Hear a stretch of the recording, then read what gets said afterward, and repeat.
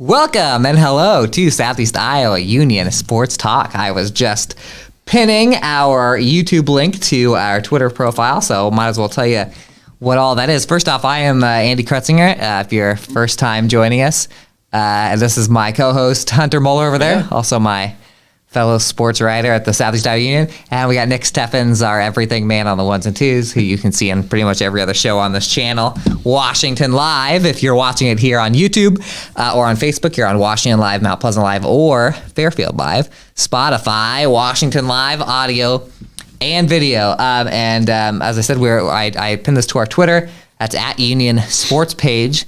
So go on there, retweet it, share around, let people know. And we're going to talk a little high school sports. And the last couple of weeks, we were kind of coming off break, so we didn't have a million things to talk about high school sports wise. And this week has just pounded us with stuff. We've been out pretty much every night. So we're going to start with Friday night. Of course, it's a big conference day, and Hunter here was at the Fairfield Washington doubleheader, and Fairfield was looking for a little revenge for the beginning of the year, and did not quite get it. Nope. Demons. Nope, Demons roll again. In the girls matchup to start the night, obviously. The first time around, Washington really put it to Fairfield, and obviously that was early in the season. So, what we expected this time was that, Fairfield kind of getting their groove here and midway through the season, heading to the end of the season, and we got that. The final ended up being 62-33, but Washington basically ran away with it in the fourth quarter. There, the rest of the game it was pretty close. I mean, Washington led 18-14 after one. And then 28-20 at the half, and looking back to that last game, I don't remember what the halftime score was, but I do remember it was pretty large in Washington's favor. But and then after three, it was 44-32. Fairfield still in the game, and then Washington outscored them 18-1 in the fourth there. So ended up being a little more lopsided score than kind of than it really was. Yeah, than it really was. So I mean. You can see that Fairfield's improving. We talk about they have a lot of young talent, and Washington has young talent too, but they still have those seniors from last year. They didn't lose hardly anybody. I believe just one senior from last year, and they're playing some good ball, and they've lost some very close games. I know they lost a close one to Fort Madison, and so. I watched a little bit before that, before I went off to my game, and it seemed like such a different basketball game than the first one, where it was basically just Washington stealing and laying up. Fairfield clearly is at least growing to make these a little more competitive. No, for sure, and I'm sure we'll see that as the season continues here. But on the boys' side, I think I probably say this pretty much every week is that anytime these two teams meet, Mount Pleasant, Fairfield, Washington, it's always a battle, and it was pretty much the same this week. I believe the first time these two teams met, it was 4-point game. A little more in Washington's favor this time, but right down to the wire. Could have went either way, quarter here, quarter there, but. And the boys' final was 62-49. Washington led 13-9 after one, 26-20 at the break, and then 44-32 heading into the fourth. And then it was pretty tight-knit in the fourth, but Fairfield couldn't make up the difference, ended up being 18-17 in Washington's favor in that fourth. So big win for Washington. Fairfield's kind of sitting down there. They got to put some work. They got to try to get a big win against Mount Pleasant. Yeah, they got to win. That could be a difference. That could basically be a game, season breaker as in terms of conference play. And then Washington, I know they're sitting right up there too. I believe now in third. I think they're maybe in third. For boys? In the conference, I think. Washington and Mount Pleasant tied for first. And then Fairfield is in fourth behind. Burlington didn't play, so it's almost unfair to say they're not. But in the loss column, Burlington's right there. Ethan Patterson was kind of slow in the first half, right? But he had a big 4-point play, I believe, if I'm remembering correctly. I believe it was right at the end of end of the third quarter, I think. Fairfield was kind of building some momentum, kind of, coming back into the game, kind of making it more of a game, and Patterson came up on the right side of the key and knocked down a three while getting fouled by J.J. Lane, and J.J. Lane was in foul trouble throughout the game, and that really hurt Fairfield. Obviously, we've seen that. He's one of their go-to scorers, so that was a huge momentum swing, and then they were kind of just able to ride the wave, I guess, shall we say, to another victory. So the wave and the home court advantage. So that really puts Fairfield in a bind because they get to play Mount Pleasant twice again, and Burlington once, but they don't get to play Washington again. So they need a lot of dominoes to fall. But what that also does is if Mount Pleasant can win this weekend, that makes it a little more clear at the top there. So, and one thing I forgot to mention, it was a real kind of a team game for Washington on the night. AJ 6 had 15 points, Ethan Patterson 14, Aiden 6, 13 as the top three scorers. Huge night for Max Wheaton. Went for 30 and 17. JJ Lane with 8. As I said, he got in some foul trouble, so he kind of just playing. Tate Allen with 5. So, some big numbers flying around there, but yeah, need a little more from the guards for Fairfield. That's impressive for Max because Washington is not the easiest team to score inside on. Well, and he was getting to the line a lot. 16 for 19 from the stripe. Well, that's something you don't see often from a big guy. Getting that many. So that kind of separates him a little bit from a lot of other big guys in Class 3A. In Iowa, he's got a little more finesse. I actually saw Fairfield blast a team, Ottumwa, last week. No, was it Ottumwa? Centerville. And they looked pretty good. They said Tate Allen said it was the over the break. It was the hardest practices that he's ever went through. So, but they gotta win out basically, and that makes it a little more clear. Washington and wait a minute, I got breaking news. Before I start talking about Mount Pleasant basketball, I have something to announce. I put something on my alarm so I wouldn't forget. I'm going to mention it again during wrestling, but I didn't mention it at the beginning. This station, Washington Live, will be at a wrestling meet on Thursday. Mount Pleasant and Washington. It's a triangular, but they're only doing that. But Washington Live on Thursday night. I put this alarm just so I had to remember. I think about 6 o'clock is when that one should start. We're going live. It's going to be a live broadcast of the wrestling meet. Hopefully the first of many live broadcasts. We're not going to do one every day. Something we're trying. But something we're trying out. We got a guy. I think I'll be there, so I'll throw in a couple of reports and stuff. But it'll be called. It'll be video and stuff like that. So that I plan that to be more close to the wrestling talk, but clearly I messed it up. Anyway, speaking of Mount Pleasant, I was actually at the Mount Pleasant girls basketball game against Fort Madison. And one of the more lowest scoring games you'll see, especially between teams that are good. Usually if you think of low scoring games, you think of maybe teams at the bottom of the standings. But first place was on the line between Fort Madison and Mount Pleasant. And Fort Madison had beat them. Mount Pleasant was out without Tristan Schull in Fort Madison the last time they played. They only beat them by 4, I think. So it kind of seemed like one of the Mount Pleasant was going to get, and they did not. 24-19. That's a final. 24-19 Fort Madison. And Fort Madison was without Camille Cruz for a lot of that game because of foul trouble. Mount Pleasant just couldn't quite get it. They didn't score over the first 3 quarters. They scored like 2 points without the final minute. They all the points. So they'd get shut out the entire quarter till the final minute and finally get a couple. But Andrew Loprado had 11, Tristan Schull had 5, but it was a rough offensive night for the Panthers, who also, by the way, beat Holy Trinity last night with another defensive game. So it's been a really packed week because even Fairfield and Watt, you saw Mount Pleasant boys play against Albia too. Yep, handled the Blue Demons pretty well, 56-32 in that one. Just a little out of conference matchup for the Panthers, and they take care of business. Coach Rothson said that the boys had a chip on their shoulder because they felt like they were leading in that Fort Madison game by like 20 something. So the boys played Fort Madison at Fort Madison, and they were winning by a lot, and Fort Madison scored like 29 points, I think, in the fourth quarter. And they just kept hitting threes now, and so Mount Pleasant beat them by 59-58.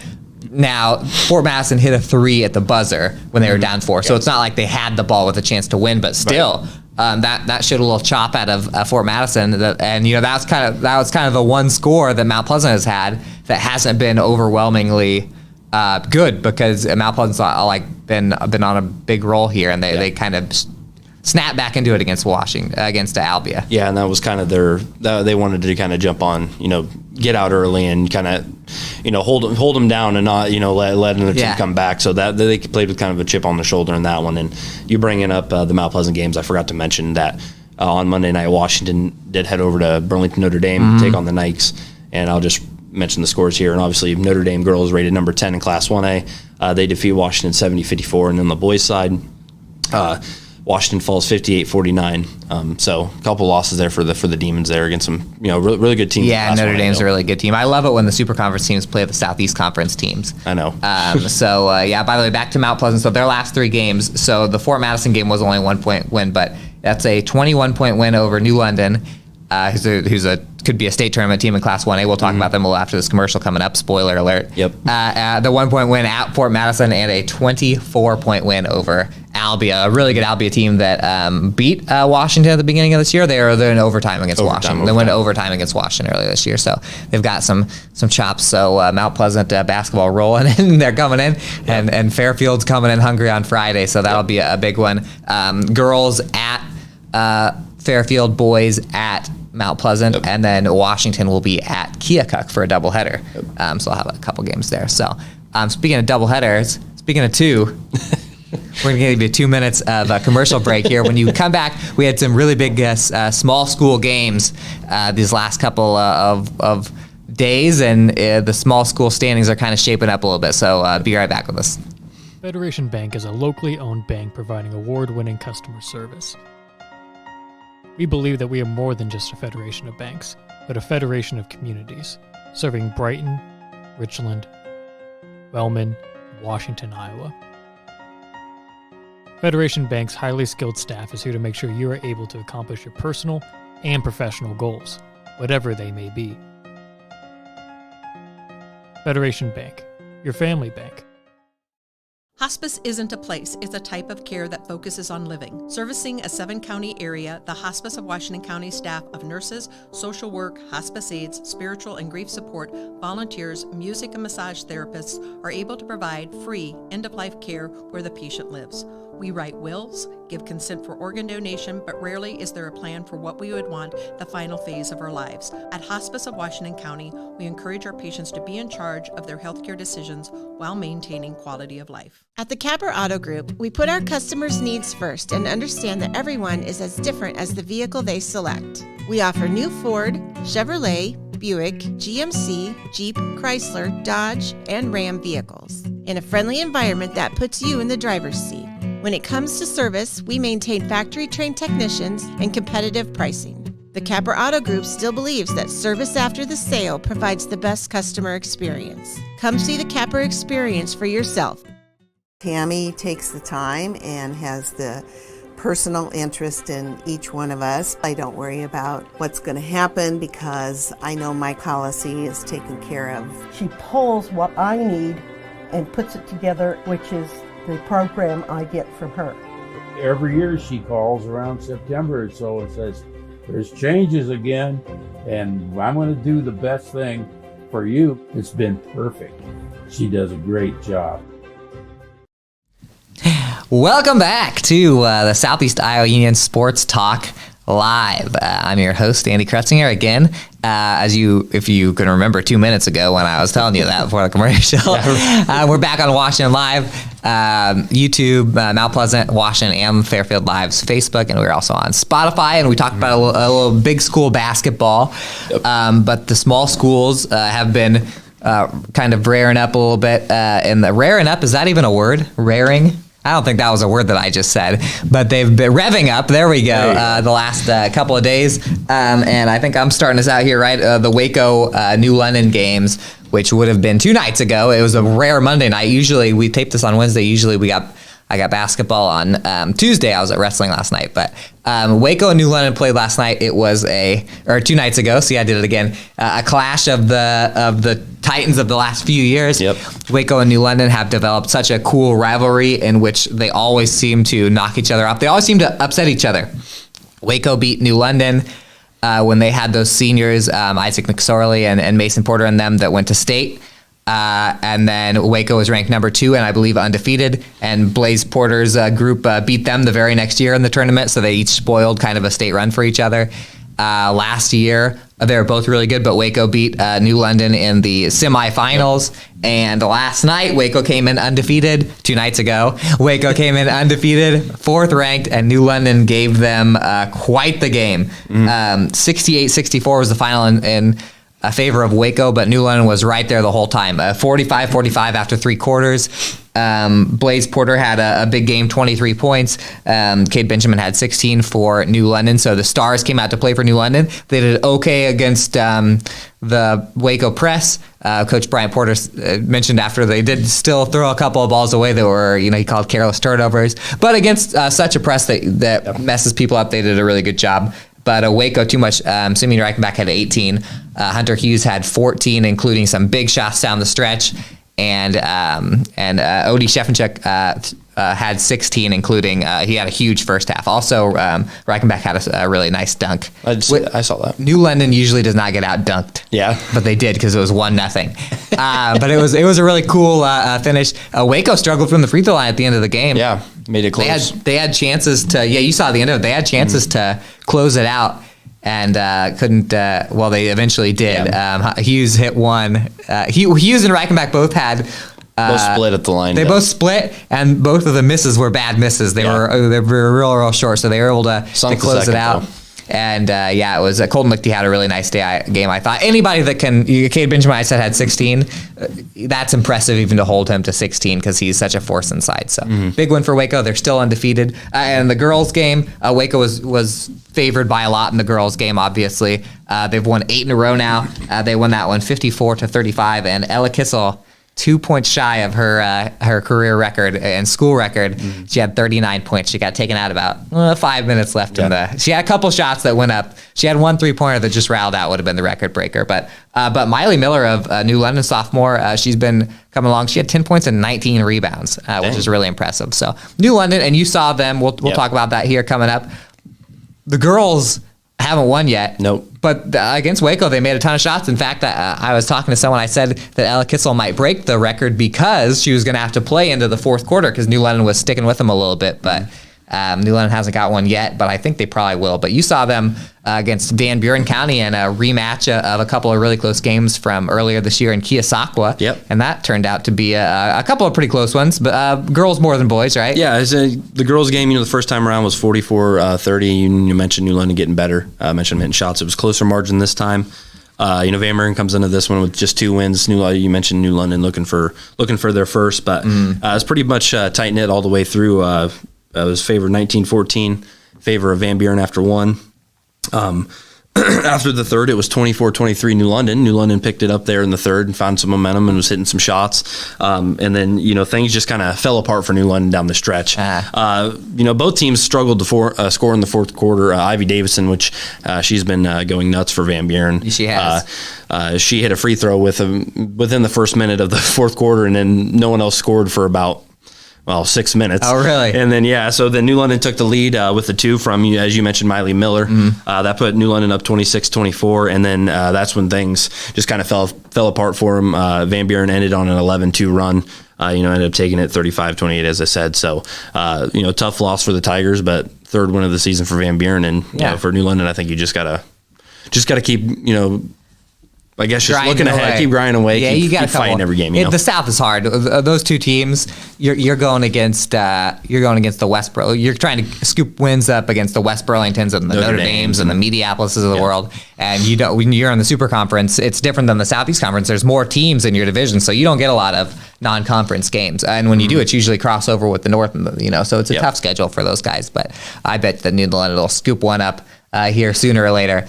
And then in the boys, Van Buren kind of stunned New London a little bit. Maybe stunned. Van Buren's got some really good seniors. Jackson Manning was the leading scorer of our area last year. But it was all New London last night. Yeah, you mentioned the first time around, Van Buren, first game of the season, 55-48 in favor of the Warriors. This time around, lopsided victory in favor of the Tigers. You could tell they kind of came out with a chip on their shoulder. I was talking to some people after the game. They said, they wanted this one after how that first one went. Ends up being a 72-54 victory for the Tigers.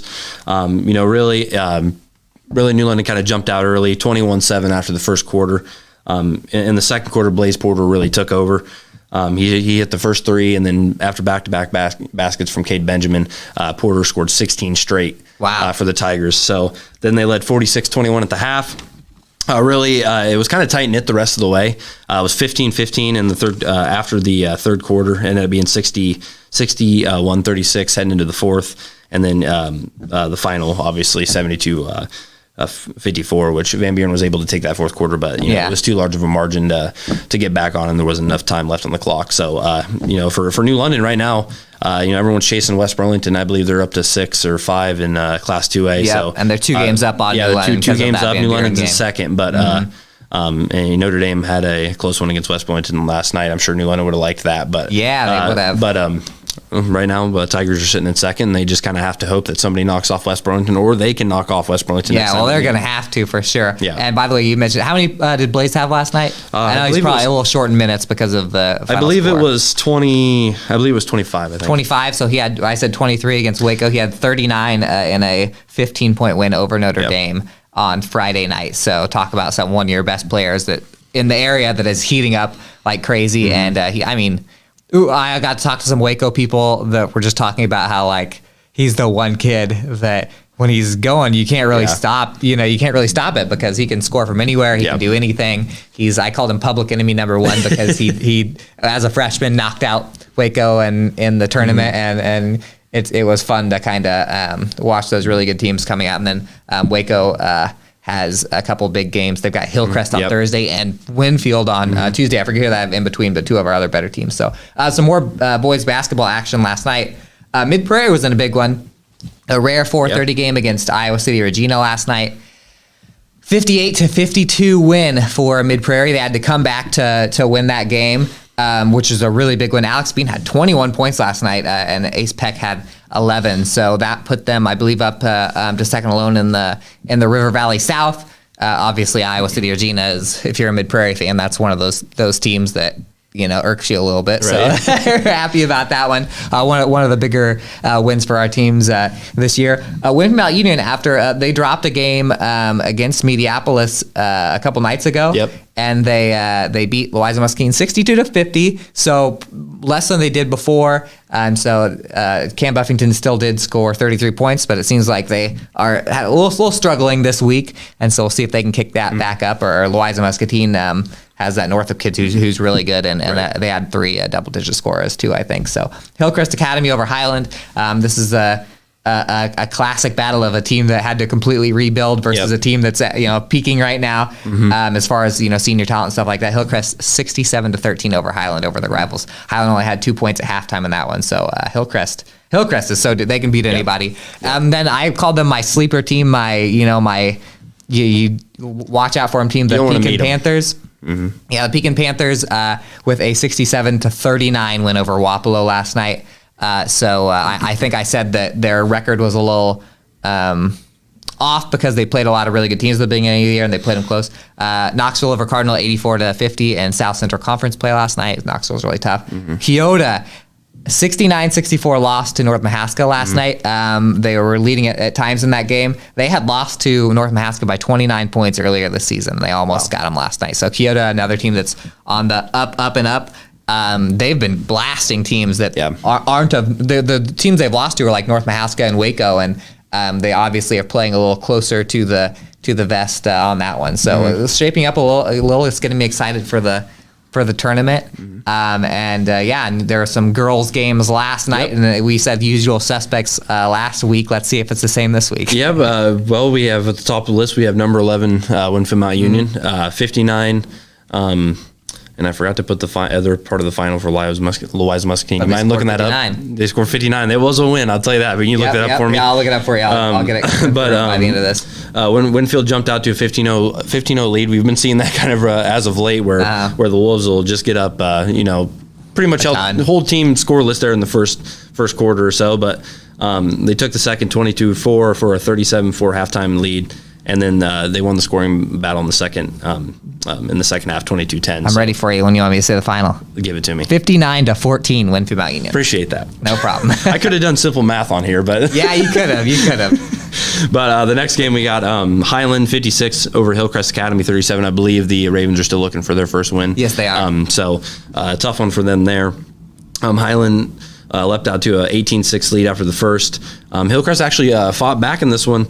With a 16-13 quarter in the second there, and it was only 31-22 Highland at the half. But the Huskies outscored the Ravens 25-15 in the second half, so kind of cruised there in the end. But so Knoxville. The next one is Knoxville 62 over Cardinal 51. I thought that was impressive out of Cardinal. Yeah, I thought that was impressive too because we were talking about Knoxville being pretty good. But the Comets were down 21-12 after one, so they kind of got down big early, but they bounced back with the 14-10 second. At the half, Knoxville only led 31-26, but then the Panthers dominated the third quarter 15-9, and then both teams finished with 16 points in the fourth. So, kind of the gas kind of ran out for Cardinal in that one. Yeah, I was going to say Cardinal really doesn't like teams that are called the Panthers. I know. Good. But next up, we got Lone Tree 52 over Columbus 33. The Wildcats kind of struggled offensively in this one. But Lone Tree only led 9-3 after one. And then they picked it up in the second there, led 26-12 at the break. And in the third, Lone Tree took it 14-9. And then they both scored 12 apiece in the fourth, so just kind of couldn't get over the hump there. We got Pekin versus Wapello. The Panthers fell to the Arrows 54-32. Wapello jumped out to 11-2 lead after the first, and then they led 25-9 at the half. Pekin was able to cut the Wapello lead to 12 there in the third after a 13-9 quarter, but the Arrows ended as the 20-10 final fourth quarter, kind of put the nail in the coffin on that one. And then, as you mentioned, Keota taking on North Mahaska. The North Mahaska girls are rated 12th. It was 55 North Mahaska, Keota 27. Keota played with them early. It was 7-6 after one, but then the Warhawks dominated the next three quarters. They took the second 19-5, and then third 26-11, and then basically in the second half altogether they were outscored 29-16. So big loss there for Keota, but they're playing number 12 ranked North Mahaska. Yeah, we've got some tough teams in that area. I wanted to interject. Are you done with the last night's games? Yep. Yes, I wanted to inject her with a Monday night game because we mentioned that Winfield Union boys had a tough loss against Mediapolis, but check out the girls. The girls were ranked number 1 in Class 1A, and Mediapolis, I believe, is 12 in Class 2A. This is at Mediapolis, 54-38 win for Mount Union. Not only is that beating a ranked team by 16 points there, but just a few days earlier, Mediapolis defeated number 10 Notre Dame, probably the team that Winfield Mount Union is going to play at the end of the in the tournament, 67-50. So if you got some stock in the Winfield Mount Union girls. That has not been the case when they play mutual opponents where they've been a little ahead of Notre Dame and the rest. So they might be the cream of the crop in the whole Super Conference. Real enticing matchup. We'll see soon. But guess what? I guess the hottest team in the conference besides them is probably Waco, and they play on Tuesday. Yep. So I wanted to get that one out there because that was a rare Monday game. And what's not rare? Us making it to the second commercial break. We still have some sports. It's a little longer show today, actually. We got some wrestling and some bowling coming up, of course. So when you come back, I'll talk a little bit about some Fairfield versus Columbus WMU wrestling last night. We'll be back in 2 minutes.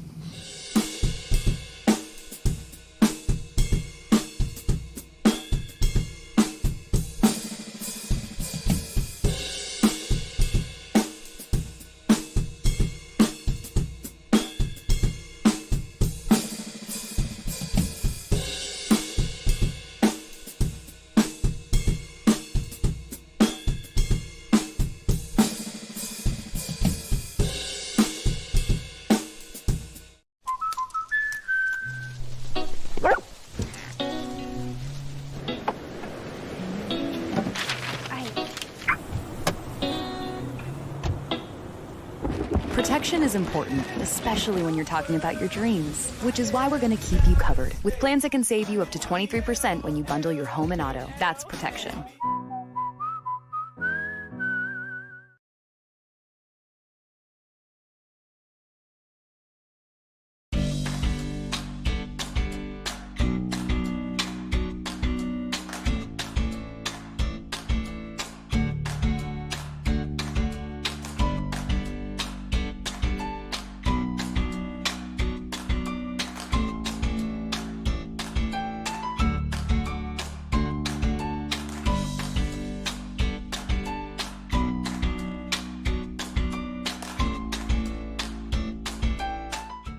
Family owned and operated by Andy and Sarah Ross, Ross Auto has been your vehicle repair and maintenance headquarters since 1935.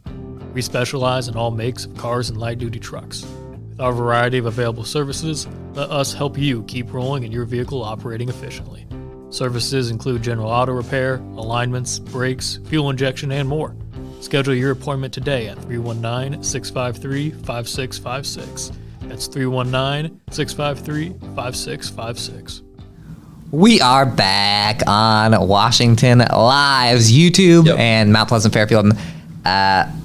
Washington Live Facebook. We're here, Southeast Iowa Union Sports Talk, Wednesdays at 2 o'clock. Thank you for sitting and giving our sponsors your time there on that 2-minute commercial break. I'm Andy Krutzinger again. I apologize for my facial hair, by the way. I was going to shave, and I kind of realized Look at this, looking dude. into the thing. Yeah. You pulled off a little better than me, though. Oh, sweet. Thanks. So I have to apologize to the people in my life who don't like me to not shave, which Hey, you're includes fine. my wife, children, mother. Mother. Anyway, sorry, I saw myself in the camera in there. I was like, oh yeah, I was going to do that today. Anyway, I was going to say speaking, never mind. We're going to talk about some wrestling. I was at some wrestling last night.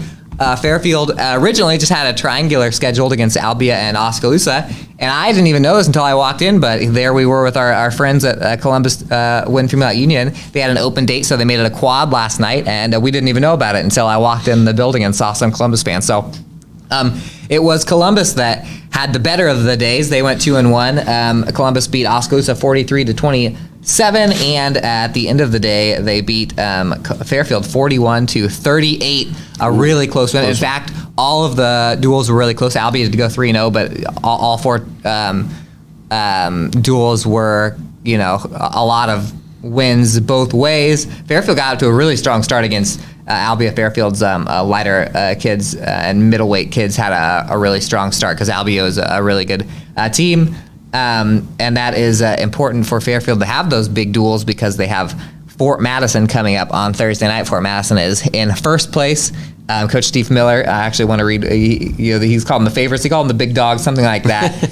Number one team, they're stacked. They're the favorite by far. That's a quote from Steve Miller, the wrestling coach at Fairfield, and they have been the favorite by far in this year. So they'll be on Thursday. And then Mount Pleasant and Washington, by the way, will be going at it on Thursday on Washington Live's YouTube and all the channels. All the channels, Nick, thumbs up if they're on all the channels. We seem pretty confident with that. Yeah. All the channels will be there broadcasting live, so I'm sure Fairfield Wrestling will get it shot sometime. So big night for Columbus WMU, who's also Coach Andy Miller mentioned that they beat Oskaloosa. Oskaloosa's in their district when it comes to district tournament time. So big one for the old Wildcats last night. Yeah, and we had some some weekend matchups. Obviously, usually our wrestlers are pretty busy over the weekends, going to tournaments around this area and farther. Yeah, but we had some teams, so I'll just kind of read through them here. Had quite a few teams at the same tournament, but Washington, Columbus WMU, you mentioned, Highland, Mid Prairie, Mount Pleasant, New London, and Waco all took part in the Gary Curtis Half our Invitational, teams. hosted by Highland. What'd you say? I said that's like half our teams. I know. Hosted by Highland. Washington, out of our teams, is the highest finishers out of the Union area. They took third with 124 points. Columbus WMU finished sixth with 92.5. New London took eighth, 87.5. Mid Prairie ninth with 82 points. The Huskies finished 11th with 62.5 points. Waco finished 15th with 28.5 points, and Mount Pleasant took 16th with 23 points. For Washington, Aaron Boone was the lone first place finisher. He finished first at 120. For Mount Pleasant, Bone Davis was the lone placer. Davis took second at 145. Russell Coyle of Columbus WMU took first at 285. New London's highest placer on the day was Dom Lopez. I believe he's probably the number two. I think he's neither number one or number two rated wrestler at 160. I have a quick interjection. He committed to SIU Edwardsville, where Marcel Lopez wrestles. I saw that today, so that's some breaking news. Both the Lopez brothers will be Congrats to that announcement. Yeah, good job, Dom. But he took first at 160. Mid Prairie was led by Mose Yoder, who took second at 113. For Highland, Carlos Valenzuela took first at 132. That's another. He went to state last year, so another last year state appearance. Wrestler. But Waco was led by Loudon Housing Gate, took second at 160. And then some other teams that competed at other tournaments, Fairfield, Sigourney, Keota, and Van Buren County were all at the Ottumwa Invitational. Fairfield placed second as a team with 151 points. Sigourney, Keota finished fifth, and Van Buren placed 12th. For the Trojans, Case and Miller, another state tournament qualifier, our one big school state qualifier last year. Yep. Case and Miller and Dayton Burkhart were both first place finishers. Dayton Burkhart's been shown out this year. Yep. Both were first place finishers at 145 for Miller and for Burkhart 180 too. And then Sigourney Keota's Jack Clarahan was a top finisher at 170. And then for Van Buren County, Tyler Stoltz and Darren Kaufman each were 5th place finishers at 138 and 160. And then Cardinal and Pekin both competed at the North Mahaska Wrestling Invitational. These are the last two. Pekin took 7th as a team overall, and Cardinal finished 14th. For Pekin, Logan Baker and Blake Jewell are both top finishers. Baker was a top finisher at 160, Jewell at 182. And then for Cardinal, Kieran Spees was a 3rd place finisher at 126. So quite a little busy weekend. Had I guess more than a couple of our teams for sure participating in different invitationals, but yeah. For sure. We actually had another tournament yesterday, just a girls tournament. You mentioned going a long way. Pekin and Mount Pleasant both went to Pella last night, which is a little bit of a jaunt for both, a little less for Pekin, I guess, because you got up to 34 a little quicker. Yep. Ella McNamee was a champion for Mount Pleasant. I think she's up to 19-3 on the year. She had 3 pins, and for Pekin, they had, and also Mount Pleasant had 3 second place finishers and a 3rd place finisher as well. And for Pekin, Leela Miller won the 140A bracket. The brackets are a little weirder right now as they get everything ready. And she wrestled for 1 minute and 9 seconds because she got pinned so fast. So a couple of winners at that tournament. Pekin had a few 3rd place finishers as well. So some of those tournaments, some of them have a bunch of people in the bracket, some of them have a little. But a nice little night for those guys, and you can catch the girls either in the boys' duels or the girls' tournaments. Speaking of things, I talked to Steve Miller of Fairfield last night. I asked him how the girls are doing. He's like, well, they kind of need a break because the girls are going out and doing these tournaments on the weekends, and they're still wrestling when the duels, and the boys have the duels. So they're really, and there's some of this girls teams have 4 or 5 kids, so they're wrestling. I've seen girls wrestle 2 or 3 times in a night, even at just duels. So it's kind of been a wild start to the sanctioned girls wrestling season. And we got some good girls that are wrestling too down here. We do. We have a lot of good ones. Obviously, Mid Prairie's basically stacked with girls, and Mount Pleasant's been doing really well. The handful of girls that they have. So we'll see when the girls' state comes up. It'll be wild to see who can bust out there. And Renee Adderback from Sigourney Kyoto. Yeah, I didn't mention her name, but she was a 3rd place finisher. Yep, and she was wrestling with the boys this year. Yep. She was a state qualifier in bow boys or whatever you call it. And she won the state championship for the girls side too last year. Yeah, that's right. Yep. So she had decided to go with the boys. We got a little bowling to talk about. I was actually at Mount Pleasant, Washington the other day in Mount Pleasant. Mount Pleasant won those. Mount Pleasant's got a bigger bowling team than Washington. And so the scores will look a little, the boys won 23-80 to 18-68. And the girls won, the Mount Pleasant girls won 23-76 to 531. Now that score seems really low for Washington. They do not have a full varsity squad to add those, those games up. But Jonathan Fortin, defending Southeast Conference champion, had a nice night, 406. He was the top bowler on the boys' side. Not that for Mount Pleasant, Caleb Zaglaski actually bowled a 413 for the Demons. And on the girls' side, Kylie Aldridge had a 343 for Mount Pleasant, which was first by a while. Ariana Taylor, 320, Tori Hickson, 315. So Mount Pleasant girls have been doing pretty good. Right now it's between Pekin between Keokuk and Fairfield on the boys' side anyway. And the Fairfield boys are 4-0. Another win the other night that was at Flamingo Lanes in Fairfield against Davis County, 24-43 to 21-70. But there's a little bit of heartbreak at the bowling alleys at Flamingo Lanes as the girls bowling team lost by exactly 1 pin to the Mustangs, 1972 to 1971. Think about how rare that is. We were kind of giggling about that, weren't we? One pin. We're like, how often you never see that? No, you have you see like 38 or something. If it was 38, it'd be like that was a really close game. That's a lot of pins to beat. But then you see 1 pin and you're like, that almost never happens. I'm trying to think. The tiebreaker, I guess, would be the next. If it was tied, I think it would be the next bowler because you cut out one. Yep. Or maybe the Baker games would tie it. I don't know. But it was Dylan Adam for the Fairfield boys threw a 384. Of course, when I'm saying these scores, that's 2 games combined because you do 2 individuals and another Baker. But his high game was a 224. Pretty darn good. A lot of strikes in that one.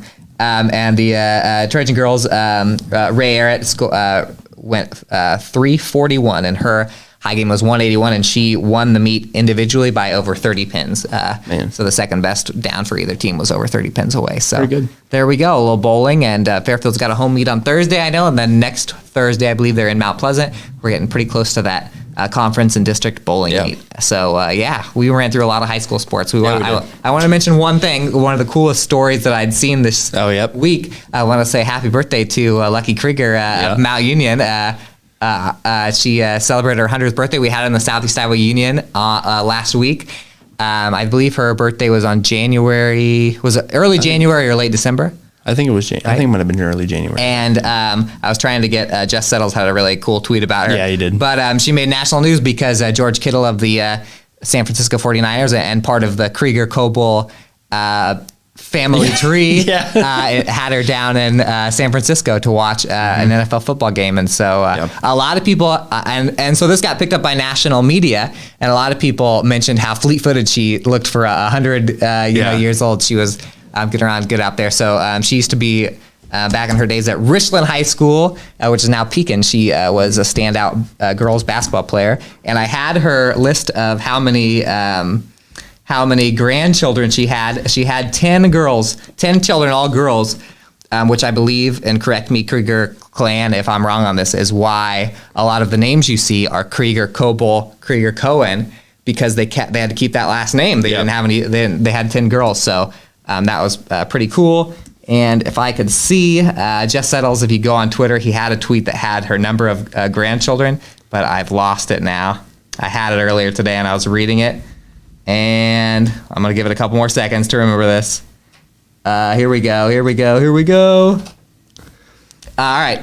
10 daughters, 30 grandkids, 52 great-grandkids, and 10 great-great-grandkids for Lady Krieger. So that's a family tree that involves Jess Settles, and George Kittle, and kids that we have just graduated, kids that are still in school. So just a cool story locally for us. So really cool. I want to mention that. That was kind of cool. So anything else? Well, I think we ran through enough. We talked a lot today. Yeah, we did. Yeah, Nick's like, I'm gonna get home late. It's 2:51 over here. Yeah, so we better. We gotta get here. Before we do, I have to mention again. Give us a shot. This is our first time doing it tomorrow night. And I mean, I'm not the lead on this, so you know.